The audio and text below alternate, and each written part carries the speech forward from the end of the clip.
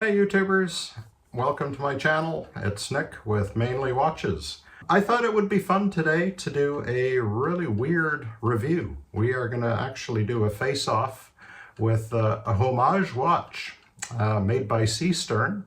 That is a homage of the Grand Seiko SBGJ 203. So we are going to see how this Seestern watch, this is a Seestern S446. It's a teal blue, and we're going to compare it to the watch that it's homaging, which is the Grand Seiko SBGJ 203. And let's see if it can take the heat and how it stacks up to the Grand Seiko. I know this is not a fair comparison. The Grand Seiko is worth about 30 times the cost of the Seestern. But nevertheless, Seestern's got that watch out there. It's a pretty good looking homage. I just want to say it is not a clone, okay? If it is a clone, it would have cloned logos, and it's not pretending to be a Grand Seiko. It is a very good looking homage, very similar style case and bracelet. So we're going to put the two head to head and see how they stack up. Let's have some fun. Here we are. We have the two watches side by side. On the right is the Grand Seiko, reference SBGJ 203.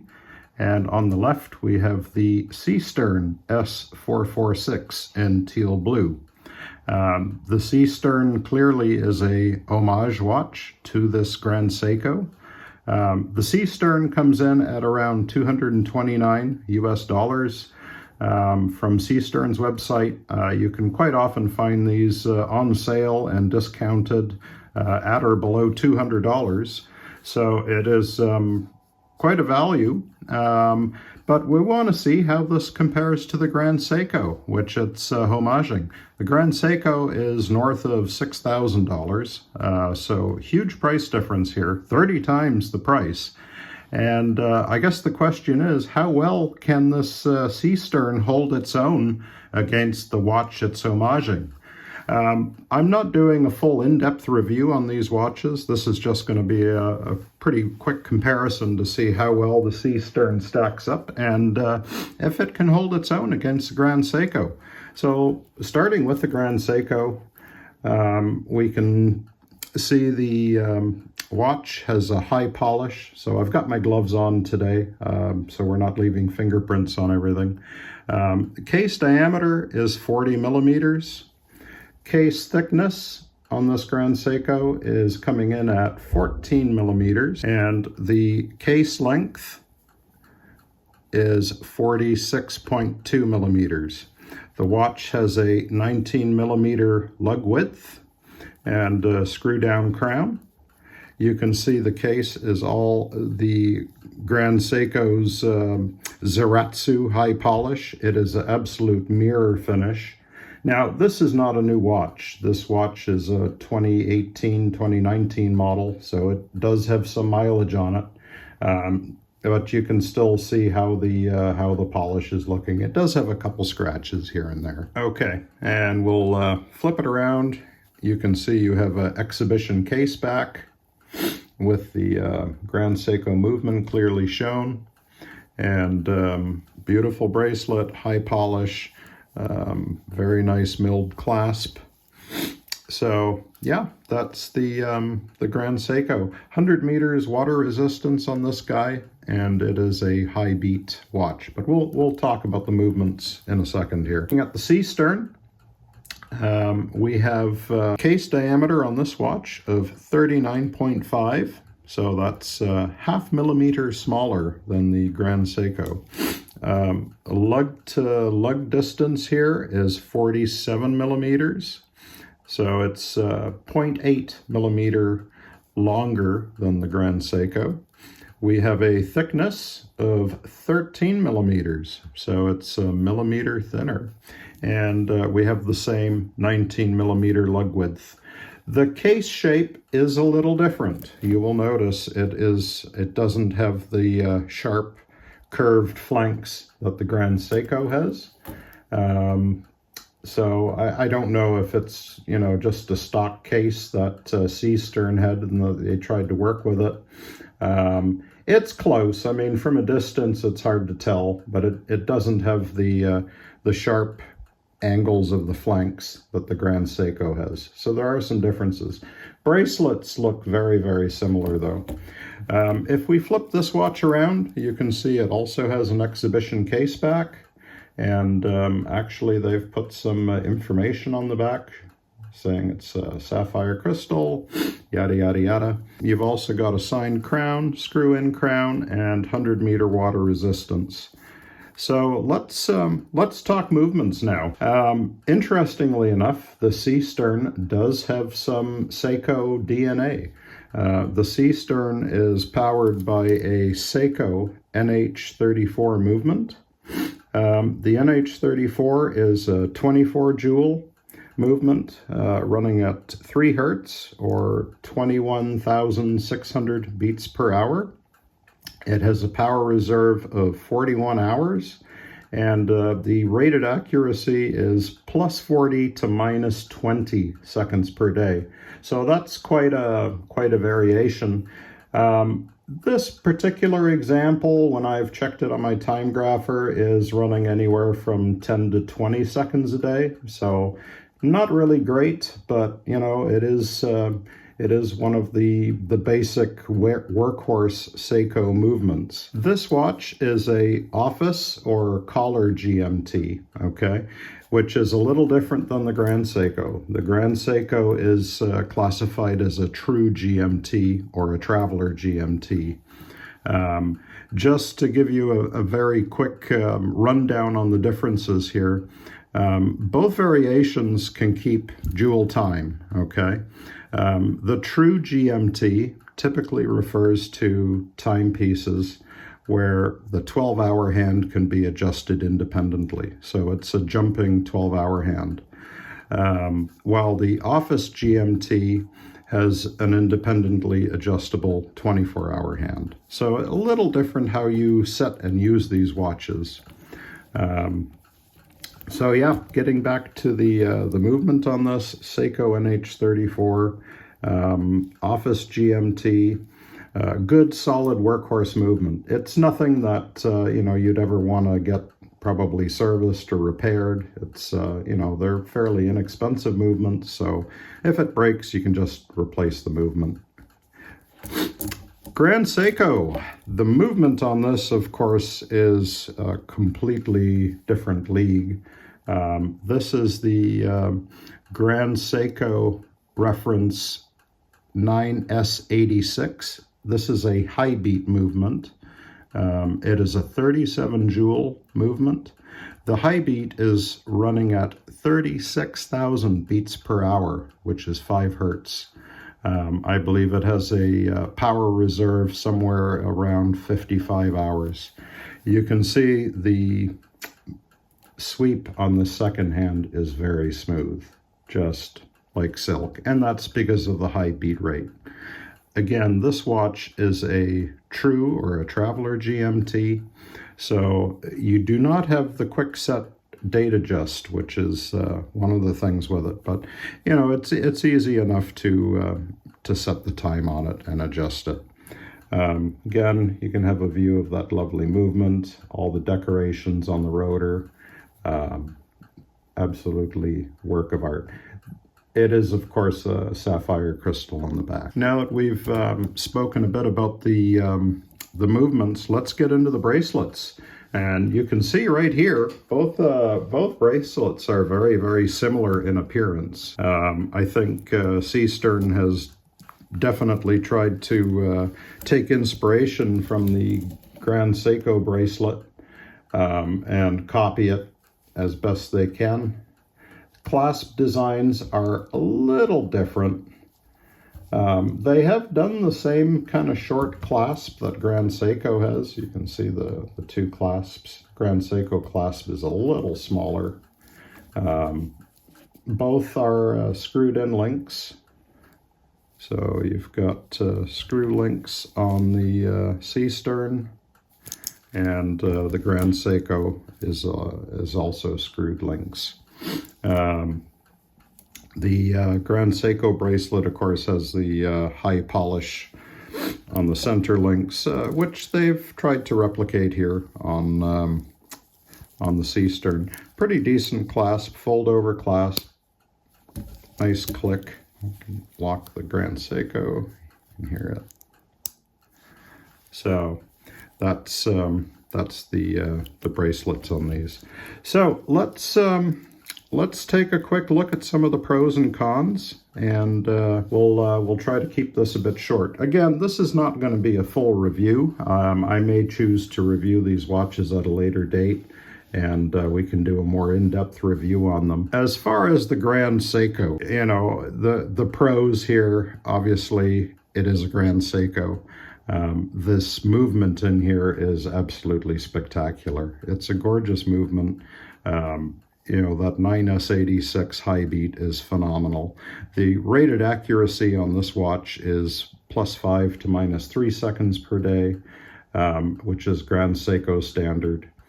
You know, Grand Seikos typically run even tighter than that. This particular watch is 1 to 2 seconds a day. The dial as well is phenomenal. This is the Mount Iwate inspired dial from Grand Seiko.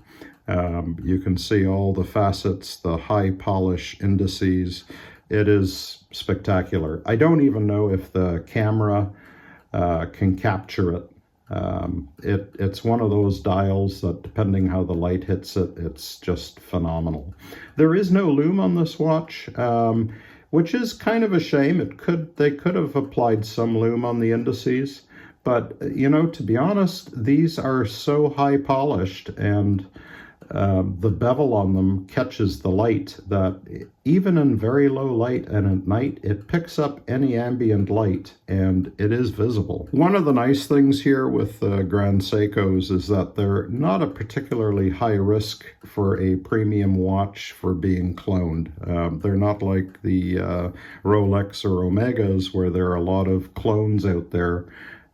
So you don't have that risk if you're looking to purchase one of these on the secondhand market. There might be some Grand Seiko clones out there, but they're not commonplace, so you don't have that huge risk. There are not too many cons with this watch. I mean, obviously at this price range, you're going to expect perfection, and it is indeed a beautiful timepiece. Of the cons with Grand Seikos, and I think this is common to all Grand Seikos, is the high depreciation.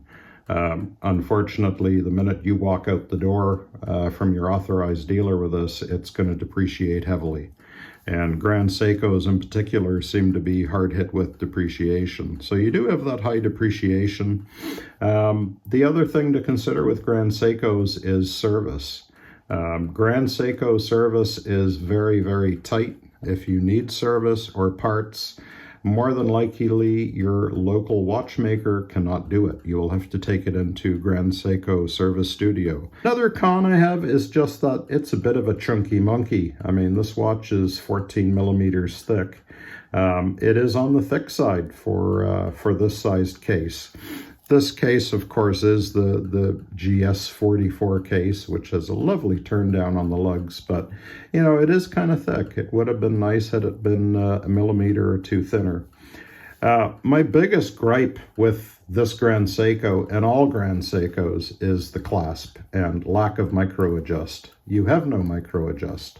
They do have half links, so you can adjust the size with a half link to the nearest half millimeter or nearest 4 or 5 millimeters, but yeah, it is unfortunate that they chose not to give you any micro adjust on the clasp, and you're kind of stuck to the nearest 5 millimeters. The Seestern, well, if we want to talk about some of the pros here with this watch, I would say you're getting a lot of value for the money. I mean, this is a $200 watch. For $200, I can expect some trade-offs.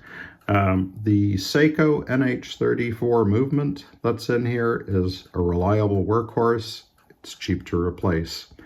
You do get an exhibition case back, which is nice. You know, whether the NH34 is really anything to look at, I don't know. It's not the prettiest movement, and it's certainly not been decorated. Yeah, I guess at this price point, it's kind of nice for consumers. They can see that there is a mechanical movement in the watch. But, you know, honestly, they could have just put a solid case back on there and even made the watch a little thinner. But yeah, that's it. And, you know, from a distance, it's a good looking watch. I ordered this one in the teal blue because I already had the Grand Seiko and in black, so I thought, well, the teal blue's a splash of color. It's not a bad looking dial. I mean, they've got a sunburst effect. It's not anywhere close to what Grand Seiko has done, but still, it's you know, it's a good looking dial. Some of the printing is a little off. You know, some of the on the 24-hour track, you can see the 12 printed down at the bottom. It's a little off from the applied indices, but yeah, it's not the end of the world. The date wheel lines up. I mean, no real issues there. It, you know, yeah, it is what it is. But still, I think it looks pretty good. So yeah, from a distance, I think it's, you know, it fits the bill. The other thing that you've got going for with these Seesterns is the low depreciation risk. I mean, you know, it's a $200 watch, so it's not going to depreciate much, and as long as it's working, you can always resell it and get most of your money back. So that's something to consider. If I'm going to complain about some other issues with the watch, I would say the Seiko movement is not particularly well regulated out of the factory. You know, this one's keeping 10 seconds a day. It's okay, but you know, it could have been better. The bracelet, interestingly enough, they have copied the Grand Seiko to pretty much the full extent, even going with a small clasp. They do offer one micro adjust position here, so but no half links. So again, you're kind of stuck with the same issues you've got with the Grand Seiko in terms of trying to get that good fit on the bracelet. Bracelet execution is pretty good on this. I mean, all the edges are smooth, polished, they're solid links. Nice tight tolerances here on the end links, so I can't fault it there. The clasp is okay. I mean, it's, you know, it's not the best clasp in the world, but not the, you know, not the worst either. The one gripe I do have are the quality of the screws, though. They are pretty nasty, and when you go to size the bracelet and take those screws out, they don't feel very good. I mean, very bad threads on them. So I don't know how well they'll last when you keep resizing it. When you do buy the watch, they also throw in this leather bracelet. Now, or leather strap, sorry. I gotta be honest and tell you right off the bat, this thing is absolutely nasty, nasty leather. I don't know if it's made from a rhinoceros or a hippopotamus, but it is just tough, plasticky. So yeah, I've never worn it on this strap because it's so nasty. It does have a nice signed buckle, so I guess if you wanted to put it on another strap, you could always cannibalize the buckle. But yeah, whatever this thing's made out of, I mean, maybe it's good for a dog chew toy or something, but as far as a leather strap goes, yeah, it's pretty crappy. So yeah, there you have it. That's the Seestern. Final thoughts. How does the Seestern compare with the Grand Seiko? And should you get this watch? You know, I would say if you are sitting on the fence about taking the plunge and investing a load of cash in a Grand Seiko, maybe not a bad idea to pick up one of these Seesterns and just kind of test drive it for a month or two, see if you like the style. They come in a lot of different colorways. Of course, you can get this in the same color black as the Grand Seiko. But they do have different, I think 6 or 7 different colorways. But, you know, it does give you a similar wearing experience. On the wrist, this Seestern is 135 grams, sized up for my wrist. And the Grand Seiko is 150 grams. So the Grand Seiko is a little heavier, a little thicker. This guy is a bit lighter. Now, you know, this watch does not have that same premium feel that the Grand Seiko has. You know, it feels okay. It's a comfortable enough watch to wear, but it doesn't feel special on the wrist. And that's, of course, something that the Grand Seiko does give you, is that special feeling that, yeah, I'm wearing a Grand Seiko. It's a premium watch. It feels premium. The Seestern, I think, does a pretty decent job replicating it.